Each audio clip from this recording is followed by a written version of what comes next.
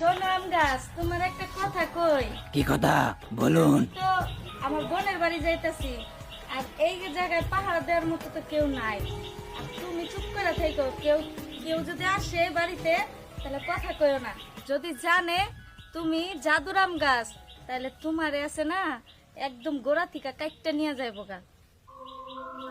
ঠিক আছে, কেউ আসলে আমি কথা বলবো না। তবে আপনি এই রোদের ভিতর কিভাবে যাবেন? আপনি হাত পাতেন, আমি আপনাকে একটা উপহার দেই। তুমি আর কি উপহার দিবা? মনে হয় তুমি একটা আমি দিবা। আচ্ছা আম পাকুক তারপরে খামুনি। না না, আম দেব না, তুমি হাত পাতো। হাত পাতুম? আচ্ছা ঠিক আছে, পাতলাম। হ্যাঁ, এই নাও ছাতা।